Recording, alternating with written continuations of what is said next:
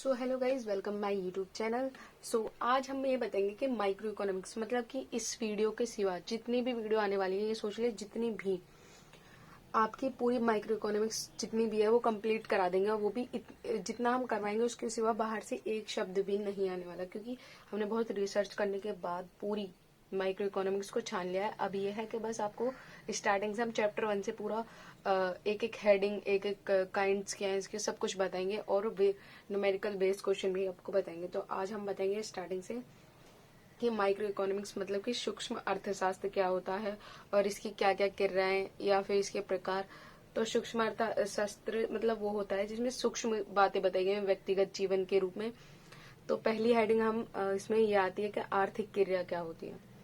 आर्थिक क्रिया क्या होती है? तो आर्थिक क्रिया वह क्रिया होती है जिसका संबंध मानवीय आवश्यकताओं की संतुष्टि के लिए सीमित साधनों के प्रयोग से है। पहली बता दूं, मानवीय आवश्यकताएं जो होती है वो असीमित होती है, उनकी कोई लिमिट नहीं होती। और जो हमारे पास साधन है वो सीमित है। इतना सबको पता होना चाहिए कि अगर ये एमसीक्यू में भी आ गया कि साधन कितने हैं या मानवीय आवश्यकता कैसी हैं, तो आप इसका आंसर लिख दीजिएगा।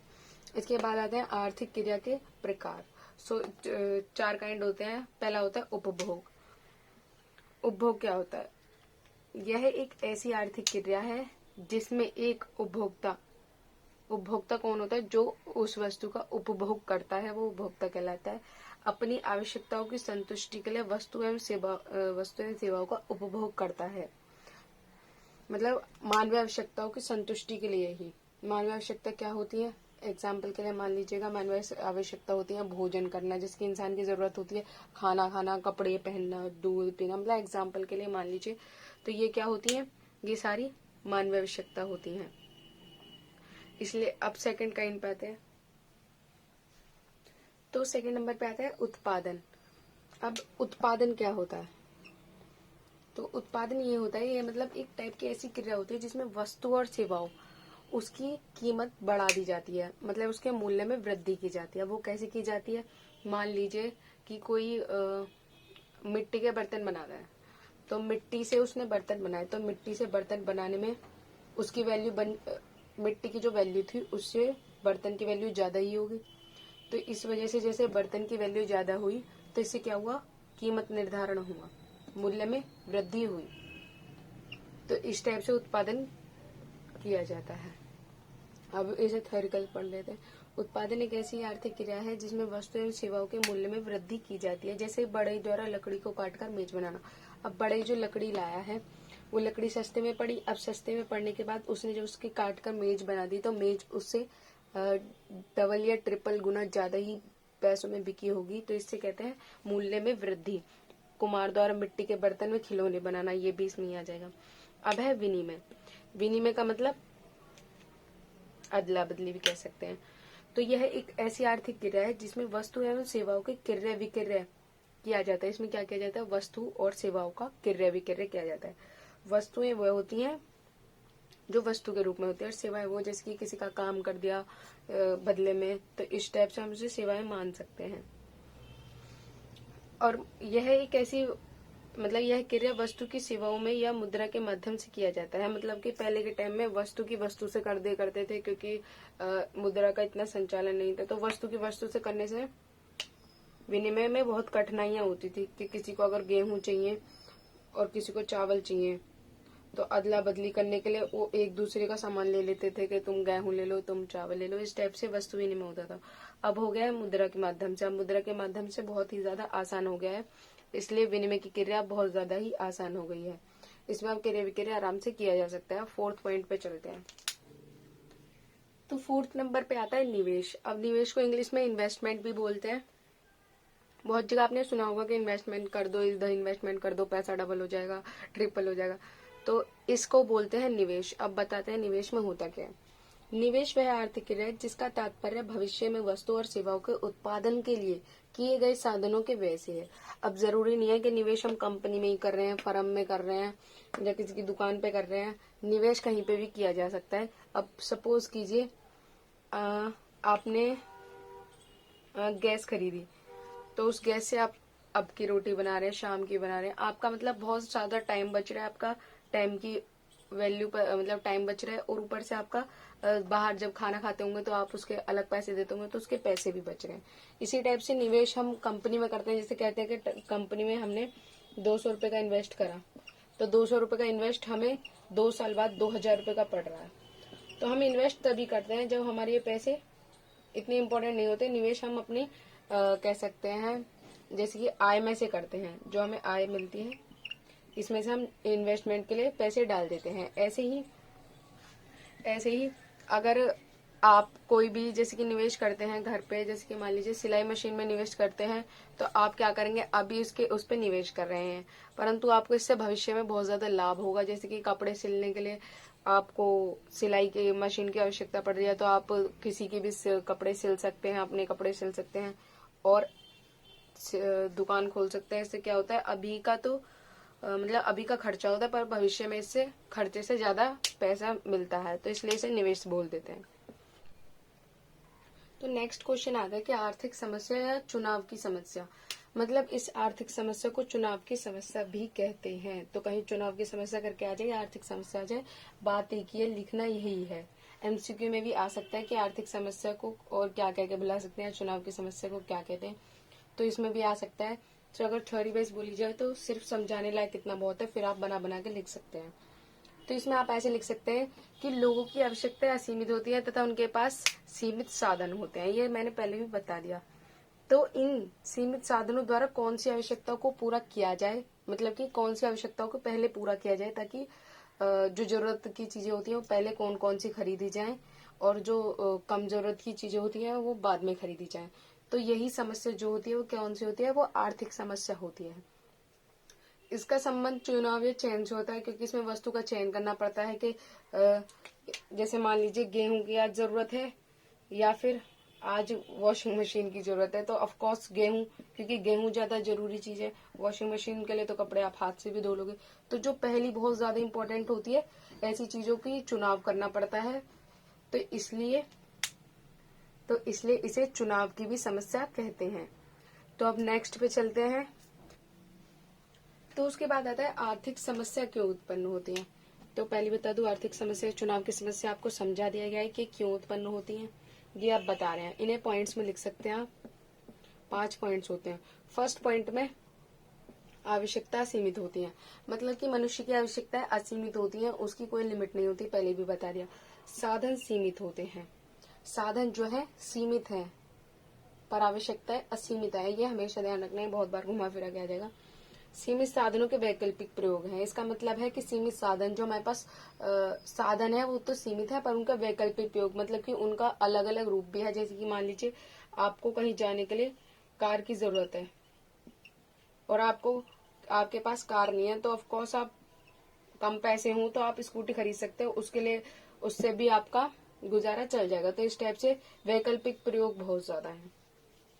सर्वश्रेष्ठ विकल्प का चुनाव करना, ये भी बता दिया कि सर्वश्रेष्ठ विकल्प का चुनाव मतलब कि कौन सी आवश्यकता आपकी बहुत ज्यादा, मतलब कौन सी आपको बहुत ज्यादा इंपॉर्टेंट चीज है और कोई कम चीज है, तो आप पहले सबसे ज्यादा इंपॉर्टेंट वाली चीज ही खरीदेंगे। तो सर्वश्रेष्ठ विकल्प का चुनाव करना भी आर्थिक समस्या में ही आता है। फिर आता है आवश्यकताओं की तीव्रता में अंतर होता है, तो इसमें आवश्यकता की जो तीव्रता है उसमें भी अंतर होता है। तो अब आता है प्रमुख आर्थिक समस्याओं पर। प्रमुख आर्थिक समस्या, पहली समस्या क्या होती है, पहली समस्या ये होती है कि उत्पादन क्या किया जाए। क्योंकि उत्पादन क्या किया जाए यही पहले सोचना पड़ता है कि पहले उत्पादन क्या किया जाए, क्योंकि साधन तुम्हारे पास सीमित ही है। ठीक है, तो इसका संबंध उत्पादन की जाने वाली वस्तु के चुनाव से होता है कि हम किस वस्तु का उत्पादन करें। तो इसके लिए हमें चुनाव करना पड़ता है कि किस वस्तु का उत्पादन इतना करें कि किस वस्तु का उत्पादन इतना करें। तो ऐसे करके हम चुनाव करते हैं। उत्पादन के साधन जैसे भूमि, श्रम, पूंजी आदि द्वारा उत्पादित की जाने वाली वस्तुएं अलग हो सकती हैं। ये तो होती हैं, पर उत्पादित करने वाली वस्तुएं अलग हो सकती हैं। जैसे कि ये मान लीजिए एक डायग्राम है। ठीक है, अब डायग्राम में क्या बताया गया है, देश में उपलब्ध संसाधनों द्वारा ए से बी वक्र पर मक्खन एवं ब्रेड उत्पादन संभव है। अब ए से लेके बी वक्र पर, अब ये जो वक्र बनना है इस पे ब्रेड और मक्खन संभव है। अभी कहाँ तक संभव है ये बताएंगे। बिंदु ए बी सी डी का उत्पादन किया जा सकता है। बिंदु ए बी सी डी मतलब कि बस यहाँ तक उत्पादन किया जा सकता है, मतलब सी डी तक। ठीक है। इसके बाद अगर हम इसे और बढ़ाएंगे तो क्या होगा, सिर्फ मक्खन का उत्पादन होगा, फिर ब्रेड का उत्पादन नहीं हो पाएगा। तो क्या करना पड़ेगा, यदि मक्खन को बढ़ाना है तो ब्रेड को कम करना पड़ेगा, और अगर ब्रेड को बढ़ाना है तो मक्खन को कम करना पड़ेगा।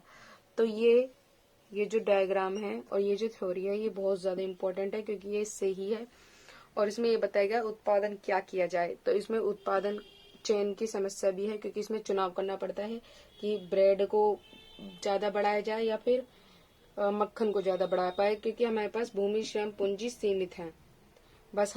तो सीमित साधनों के प्रयोग से हम ब्रेड और मक्खन का उत्पादन किस प्रकार करें, तो ये इसमें बताया गया है। अब चलते हैं सेकंड पे। सो गाइस बेसिकली अब सेकंड पॉइंट पे आ गए हैं, प्रमुख आर्थिक समस्या की। तो सेकंड पॉइंट ये है उत्पादन कैसे किया जाए। पहले वाले में ये बताया गया था उत्पादन क्या किया जाए, जिसमें कि ब्रेड और मक्खन के बारे में बताया गया था कि किसकी क्वांटिटी कम करनी पड़ेगी और किसकी ज्यादा। तो ये भी बिल्कुल वैसा ही है, बस इसमें श्रम और पूंजी का डाल दिया गया है। तो अब बता दें इसमें थोड़ा सा चेंजेस किया आएगा। तो पहले तो ये लिख देंगे उत्पादन की जाने वाली वस्तुओं का चुनाव होने के पश्चात, जो हमने पहले बता दिया पश्चात। दूसरी समस्या संगठन एवं तकनीकी चुनाव की होती है, अर्थात श्रम प्रधान एवं पूंजी प्रभाव तकनीक से किसका चयन किया जाए। श्रम प्रधान मतलब श्रमिक, क्या हम अपने काम कराने के लिए श्रमिकों को ज्यादा, श्रमिक मतलब काम कराने के लिए श्रमिकों का प्रयोग कर रहे हैं, या फिर पूंजी। पूंजी मीन्स मशीनरी, मशीन हम ज्यादा खरीद रहे हैं क्योंकि मशीन से टाइम बचता है हमारा और श्रमिक इतनी जल्दी कर नहीं पाते हैं। पर ऐसा नहीं है कि हम बिल्कुल पूंजी मतलब मशीनरी को ही लगा देंगे, तो इसके मशीनरी को संभालने के लिए भी हमें श्रमिकों की आवश्यकता पड़ती है। तो इसमें श्रमिक बिल्कुल जीरो पे नहीं कर सकते। तो इसलिए हम अब इसकी पहले थ्योरी पढ़ लेते हैं। ओ ए के मध्य श्रम और ओ बी के मध्य पूंजी, मतलब कि ओ ए के मध्य श्रम, हमने यहाँ श्रम लिख दिया। अगर इसका डायग्राम बनाए तो ऐसा बनाया जाएगा, ओ ए के मध्य श्रम और ओ बी के मध्य पूंजी। अब समझिए बात को, देखिए अगर हम पूंजी को बढ़ाते हैं, ठीक है, पूंजी हमने इतनी बढ़ाई तो हमें क्या करना पड़ा, श्रम की वैल्यू थोड़ी कम करनी पड़ी। ये हमने कम कर दी तो ये कम हो गई, ठीक है। अगर हम पूंजी को और बढ़ाएंगे मतलब मशीनरी को और ज्यादा बढ़ाएंगे तो हमें श्रमिकों की वैल्यू और कम करनी पड़ेगी। अब हम इस पॉइंट पे आ गए, डी पॉइंट पे। अब ये जो डी पॉइंट है इससे कम हम पूंजी उसको नहीं कर सकते, पूंजी को नहीं बढ़ा सकते। पूछे क्यों, क्योंकि अभी बताया क्योंकि मशीनरी को संभालने के लिए भी श्रमिकों की आवश्यकता पड़ती है, इसलिए हम इसे जीरो पे नहीं कर सकते। श्रमिक जीरो नहीं हो सकते और पूंजी को भी एक लिमिटेड तक ही बढ़ाया जा सकता है। तो इसलिए इसमें यही लिखा है सिर्फ ओ ए के मध्य श्रम और ओ बी के मध्य पूंजी, मतलब कि मशीन। यदि उत्पादक श्रम को बढ़ाता है, यदि उत्पादक श्रम को बढ़ाता है तो उसे पूंजी कम करनी पड़ती है। और अगर पूंजी मतलब कि मशीनरी को बढ़ाता है, तो उसे श्रम को कम करना पड़ेगा। पर एक पॉइंट के बाद ये कम नहीं होती है, बस ये ध्यान में रखना। को बढ़ाता है तो उसे श्रम को कम करना पड़ेगा, इसलिए उसे चयन करना पड़ता है कि वह श्रम प्रधान तकनीक अपनाए या फिर पूंजी प्रधान। तो ये बिल्कुल वैसा ही है, बस थोड़ी थ्योरी चेंज हो गई है और थोड़े वर्ड्स चेंज हो गए हैं बस। बाकी डायग्राम भी बिल्कुल इजीली वैसे ही बनेगा। अब चलते हैं थर्ड पे। तो यह है लास्ट पॉइंट प्रमुख आर्थिक समस्याओं का, थर्ड नंबर पे। इसमें क्या है, उत्पादन किस लिए किया जाए, अर्थात वितरण की समस्या। तो उस उत्पादन किसके लिए किया जाएगा, किसके लिए। सबसे पहले तो धनी वर्ग और निर्धन वर्ग दो टाइप के लोग होते हैं। तो इनमें से क्या करना पड़ता है, देखना पड़ता है कि धनी वर्ग के लिए ज्यादा बनाया जाए या फिर निर्धन वर्ग के लिए उत्पादन ज्यादा किया जाए। तो इसमें पहले तो थ्योरी पढ़ लेते क्या लिख रहा है। इसका संबंध उत्पादित वस्तुओं के वितरण से है। समाज में धनी वर्ग और निर्धन वर्गों के मध्य वस्तु एवं सेवाओं के वितरण का चुनाव किया जाता है। तो दो लोगों के मध्य ही किया जाता है, एक तो धनी लोग होते हैं और एक निर्धन लोग होते हैं। तो इसमें लिख रहा है किस वर्ग की कितनी मात्रा में वस्तु एवं सेवा वितरित की जाए। तो इसे हम क्या करेंगे, डायग्राम के थ्रू समझेंगे। तो ओ ए के मध्य हमने निर्धन वर्ग मतलब गरीब लोग डाल दिए, और ओ बी के मध्य हमने धनी वर्ग मतलब कि अमीर लोग डाल दिए। तो इसमें क्या है, इसमें वितरित की जाने वाली मात्रा के संयोगों के चुनाव से, उसमें संयोगों के चुनाव से ही इसमें वितरित किया जाता है। यदि धनी वर्ग को अधिक वस्तु उपलब्ध, यदि धनी वर्ग मतलब धनी लोग अमीर लोगों को अधिक वस्तु उपलब्ध करानी है तो क्या करना पड़ेगा, निर्धन वर्ग को कम करना पड़ेगा। अब जैसे हमने ये बढ़ाया तो ये कम हो गया, तो ये सी पे हो गया। अब हम धनी वर्ग को और बढ़ाएंगे तो क्या हो जाएगा, ये डी पे हो जाएगा, मतलब निर्धन वर्ग को कम करना पड़ेगा। इसमें मतलब वस्तुएं कम उपलब्ध करानी पड़ेंगी। और एक पॉइंट ऐसा आएगा ओ बी जो कि लास्ट है, ये वाला जो पॉइंट है इधर जाके क्या सिर्फ धनी वर्ग के लिए ही वस्तुएं उपलब्ध कराई गई हैं, निर्धन वर्ग के लिए नहीं। तो सिंपल भाषा में हम ऐसे डाल सकते हैं और इसकी आर्थिक समस्या खत्म होती है। तो नेक्स्ट पे चलते हैं। तो इसके बाद आते हैं अर्थव्यवस्था को कितने भागों में वर्गीकृत करते हैं। तो बेसिकली 3 भागों में वर्गीकृत करते हैं। फर्स्ट है प्राथमिक क्षेत्रक। प्राथमिक क्षेत्रक में क्या है? कृषि, पशुपालन, खनन, लकड़ी, जिसकी कोई भी चीज, जैसे कि लकड़ी है, लकड़ी हमारा फर्स्ट प्राइमरी में आ जाएगी, ठीक है। अब द्वितीय क्षेत्रक, द्वितीय क्षेत्रक में क्या होगा? लकड़ी की मेज बना दी जाएगी एक टाइप से। तो ये मेज बन गई, तो ये द्वितीय क्षेत्रक जिसमें विनिर्माण और निर्माण जैसी प्रक्रिया सम्मिलित होती हैं। तृतीय क्षेत्रक जिसमें सेवाएं, परिवहन, संचार, जिसमें परिवहन, संचार और सेवाएं जो उपलब्ध कराई जाती हैं वो तृतीय क्षेत्रक में आती हैं। उसके बाद ये जो है ये तो इम्पोर्टेंट है ही, क्योंकि ये बहुत बार पूछे जा चुके हैं। उसके बाद आते हैं अर्थव्यवस्था के प्रकार। तो इसके ऊपर एक शॉर्ट वीडियो आ जाएगी, क्योंकि इसमें हम इसे थोड़ा डिटेल में बताएंगे कि पूंजीवादी, समाजवादी और मिश्रित अर्थव्यवस्था क्या है। इन सब में से पूंजीवादी और मिश्रित अर्थव्यवस्था बहुत बार पूछी जा चुकी है, इसलिए इसकी थोड़ी डीपली बताएंगे क्या चीज है। इसमें पूंजीवादी अर्थव्यवस्था, समाजवादी अर्थव्यवस्था और मिश्रित अर्थव्यवस्था। तो हमारे देश में कौन सी अर्थव्यवस्था? वैसे हमारे देश में मिश्रित अर्थव्यवस्था है। इसके ऊपर शॉर्ट वीडियो आएगी। अभी हम नेक्स्ट टॉपिक पे चलते हैं। तो ये हमारा बहुत ज्यादा इंपॉर्टेंट वाला क्वेश्चन है, वो ये है कि उत्पादन संभावना वक्र क्या होता है। तो पहले तो ये बता दो, इसका सेकंड नेम रूपांतरण वक्र भी होता है। तो अगर ये लिख के कहीं आ जाए तो भी यही करना होता है। तो इसकी थ्योरी पढ़ लेते हैं। उत्पादन संभावना वक्र 2 या 2 से अधिक वस्तुओं और सेवाओं के विभिन्न संयोगों को दर्शाने वाली एक रेखा होती है। मतलब कि इसमें 2 वस्तुएं होती हैं जिनको वो दर्शाता है, उनके संयोगों को। अब इसमें मान्यताएं क्या होती है, उसके बाद हम इसका वो बताएंगे डायग्राम, इसे किस टाइप से बनाना पड़ता है। मान्यता ये होती है उत्पादन के सभी साधन स्थिर होते हैं। ये सभी को पता है, उत्पादन के सभी साधन स्थिर होते हैं। 2 वस्तुएं होनी चाहिए, तभी तो उनका संयोग पता पाएगा कि किस वस्तु का कैसे। तो 2 वस्तुएं हों। थर्ड है उपलब्ध संसाधनों का पूर्ण एवं कुशल प्रयोग हो। जो भी उपलब्ध संसाधन हो उनका ठीक और ढंग से कुशल पूर्वक उनका उपयोग किया जाए। फोर्थ आता है अवधि अल्पकालीन हो, क्योंकि अल्पकालीन मतलब शॉर्ट टाइम होनी चाहिए, क्योंकि उत्पादन संभावना वक्र में कुछ ही चीजों को अल्पकाल में बदला जा सकता है। तो उत्पादन संभावना वक्र अगर आपको बनाना हो और आपको इजी वे में समझना हो, और अगर आपको जैसे पेपर में बनाना पड़ा तो आप कैसे बनाएंगे? पहले तो यहाँ संयोग लिख लेंगे, ठीक है, ABCDEF। फिर गेहूं 10, 20, 30, 40 आप लिख सकते हैं, ठीक है। अब चावल, अगर आपको नहीं समझ आ रहा हो तो मैं बता दूं, अगर किसी वस्तुओं को बढ़ाना पड़ेगा, जैसे कि चावल को बढ़ाएंगे तो गेहूं की मात्रा कम करनी पड़ेगी, और गेहूं के बढ़ाएंगे तो चावल की मात्रा कम करनी पड़ेगी। तो यहाँ गेहूं की मात्रा बढ़ती हुई दिखाई देगी, तो चावल की मात्रा कितनी होगी? मान लीजिए जब गेहूं 0 थे तब हमारे चावल 100 थे, ठीक है। अब क्या करेंगे? अब हमने गेहूं की 10 वैल्यू बढ़ाई, तो यहाँ चावल 90 हो जाएंगे। अगर आप किसी को ये ना बनाना है तो इजी वे में बता रही हूँ, 90, ठीक है। अब 90 में से 20 माइनस कर दीजिए, कितना बेटा? 70। 70 में से 30 माइनस कर दीजिए, कितना बेटा? 40। 40 में से 40 माइनस कर देंगे, बचा 0। तो हमारी अधिकतम कितनी आई? 40, ठीक है। तो ये कुछ इस टाइप से बन जाएगा। अब देखिए, अगर इसकी तालिका बनानी पड़ी तो तालिका कैसे बनाएंगे? डायग्राम मतलब। तो उत्पादन संभावना वक्र जब हम ऐसे करके इसको हम कर लेंगे, चावल की वैल्यू आ गई। अब क्या करना है? इसको ऐसे मतलब डायग्राम बनाने के बाद इस पे 10, 20, 30, 40, 50 और इधर 10, 20, 30, 40, 50 लिख देना। यहाँ 0 होती है तो चावल की हमारी कितनी है? स्टार्टिंग हमारी 100 है। कहाँ? 100, और इसका कितना है? 0। तो 0, चावल की वैल्यू तो 0 ही रहेगी। यहाँ 100, यहाँ एक पॉइंट लगा देंगे, ठीक है। पॉइंट लगा दिया। सेकंड नंबर पे हमारी 90 है, 90 ये रही, और ये कितना है? 10। तो हम ऐसे लिख देंगे, ये हमने बना दिया, ठीक है। उसके बाद ये हमारी 20 थी और ये हमारा 70, तो 70 ये रहा और 20 ये रहा, ये हम ऐसे करके कर देंगे। उसके बाद है हमारी 70 के बाद 40। 40 क्या है? ये 40 है और 30 ये है, तो ऐसे करके कर देंगे। फिर क्या ये 40 है और ये 0 है, तो कुल मिला के ये यहाँ है। ठीक है, अब इसको जोड़ते हुए ले आएंगे।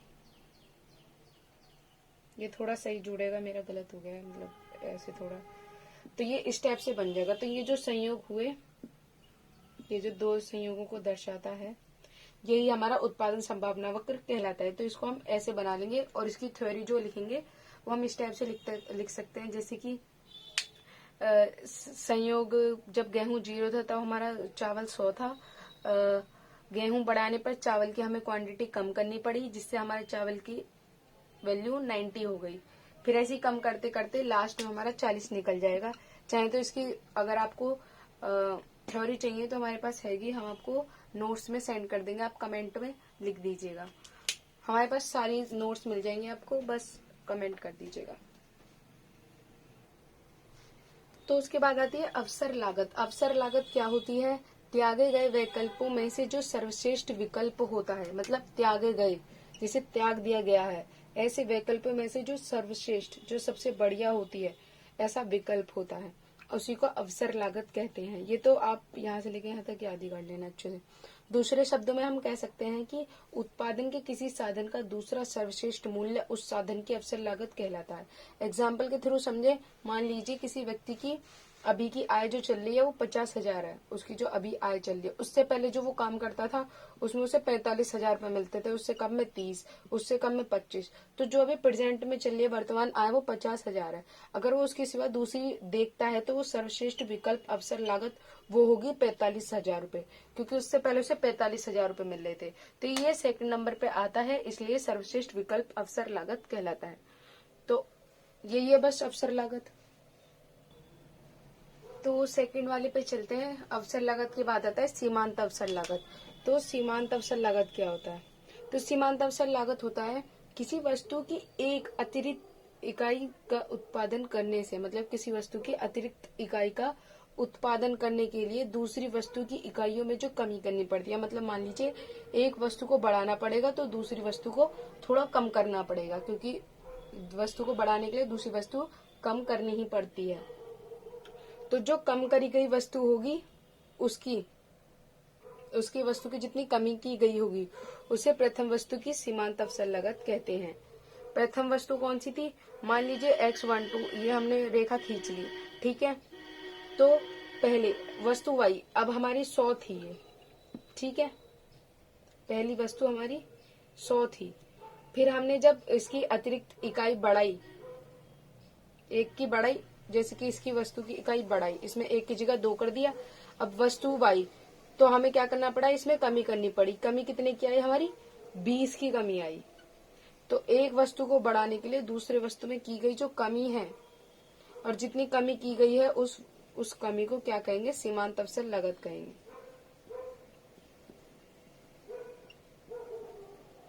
सीमांत अवसर लागत।